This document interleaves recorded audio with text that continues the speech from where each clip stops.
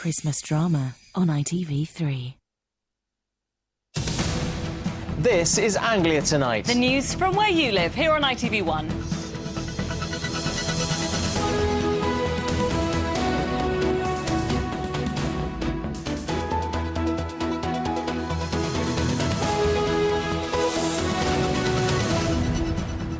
A tragic milestone as the 100 soldiers lost in Afghanistan this year, how army families are rallying round to help each other. Hello from Jonathan and from me. Welcome to our New Look programme.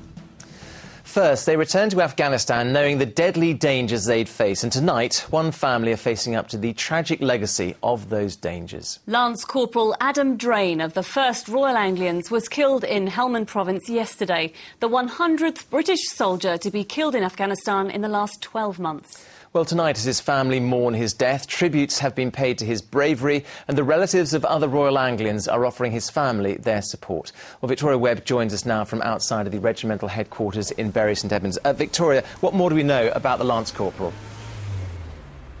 Well, it's literally the last 10 minutes that the MOD have released this soldier's name. 23-year-old Lance Corporal Adam Drain, part of C Essex Company. He was born in Bury St Edmunds. He joined the battalion in 2007. He was shot yesterday in Helmand province, in an area British forces have been trying to secure for some time now. He was engaged. His fiancée Sian, his parents Desmond and Jackie, and his brother Christopher say they're extremely proud of him, and no words can describe their loss. The Royal Anglian flag flying at half-mast. Following the death of Lance Corporal Adam Drain, the latest British casualty in Afghanistan. For mothers like Alison Burgess from Bury St Edmunds, whose 2 sons Nicky and Daniel are currently serving out there, it's a stark reminder of how dangerous their job is. Last year, she set up a support group, a much-needed resource during these difficult times, particularly for the family who are grieving. At the moment, you know, it's right that they're left together to work through the grief that they're going to be feeling. We want them to know that we're here for them, and they'll know that through the regiment. It's a strong family regiment, and they'll be very, very well supported. On Remembrance Day, the people of Bury St Edmunds came here to pay tribute to those who've lost their lives in conflict, including the 10 soldiers from the 1st Battalion, the Royal Anglians, who've been killed in Afghanistan. Lives in 2007. This latest fatality is the first in their current tour. Today in Lancashire, the funeral took place of Corporal Lauren Martin Thomas of Essex-based 33 Engineer Regiment. He was killed in a blast from an improvised explosive device. This latest soldier from the Royal Anglians is the 100th to be killed in 12 months. In Bury St Edmunds today, there were many who believe the government should bring troops home, not commit more to the operation. I think it's very sad indeed to be losing so many British lives. I don't see any success or good end at the moment. I suppose it's a job that has to be done, and it's totally tragic, the number of young men that we're losing.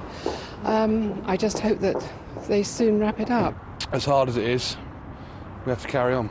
I think they should come out and come back home and be with their families.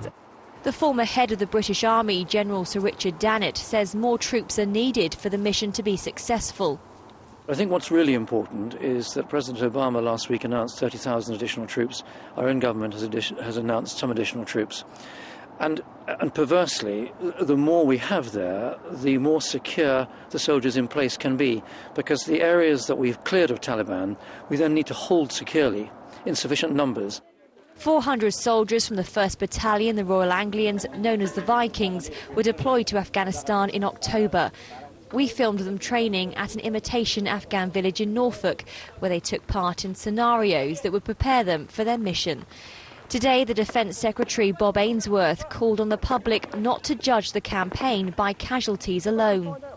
Here in Afghanistan, there is a sense of very real progress in this mission, that we are putting things where they need to be, and the mission in Afghanistan is of vital importance to our national security back in the United Kingdom, and people have to understand that that's the reason why we are here. As Alison eagerly awaits her next conversation with her sons, she'll be joining other families as they prepare for Christmas, hoping that no more bad tidings will be coming their way. But Victoria, the government is still insisting that progress is being made in Afghanistan. Yes, as you heard in that report, the Defence Secretary Bob Ainsworth, who's actually visiting Afghanistan at the moment, visiting troops there, he says that on the ground there is a sense that real progress is being made. And for families like Alison, the mother I've been speaking to today, she says it's really important that they hear about that progress. She says she's very proud of what her two sons are achieving. Now, her support group will be meeting in Chelmsford in a few days' time. Obviously, following the death of Lance Corporal Adam Drain, it will give those families the chance to offer support to one another. Thank you, Victoria.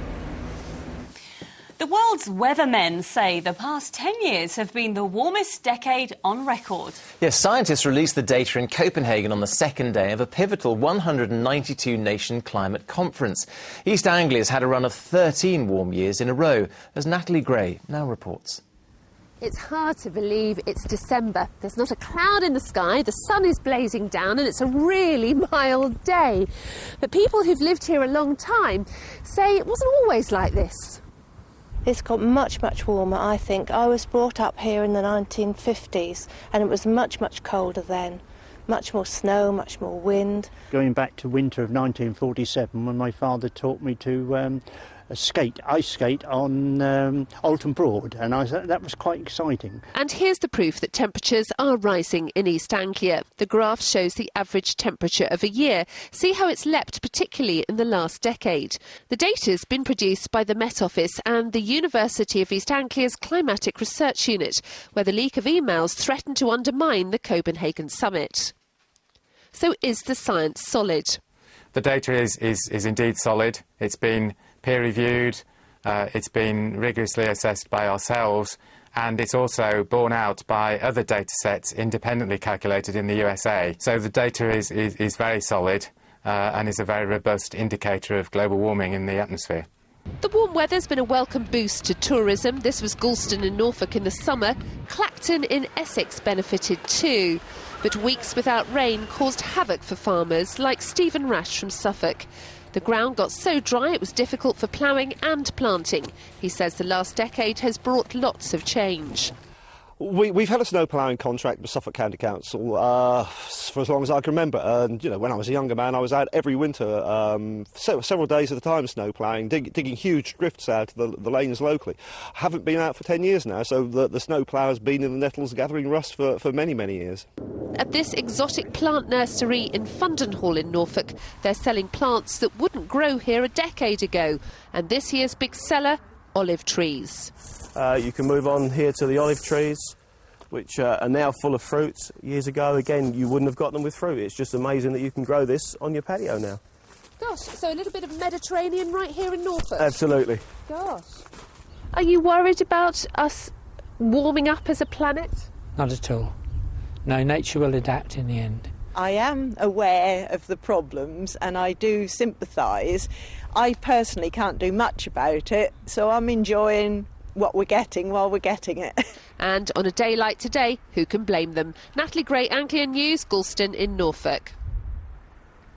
Well, of course, the subject of global warming is being debated by world leaders in Copenhagen this week. And what's being discussed there could have major implications for all of us, particularly here in the Anglia region, where low-lying land, both along our coasts and inland, is vulnerable to any rise in sea level. Well, it's a problem our neighbours in parts of Europe have had to confront for centuries. Our correspondent, Malcolm Robertson, has travelled to Holland to find out more about rising fears on both sides of the North Sea over the effects climate change could have. Almost 2,000 people were killed along this stretch of the Dutch coast when it was hit by a terrifying North Sea surge in 1953. That was 6 times the number of people who died along the east coast of England on that fateful January night. Since then, Holland has led the way in sea defence. And as the world's leaders meet in Copenhagen for the International Summit on Climate Change, we'll be looking at what the Dutch are doing to protect themselves from rising sea levels and increased rainfall, and wondering if there's anything that we in the east of England can learn from them. Special reports on climate change coming up this week on Anglia Tonight.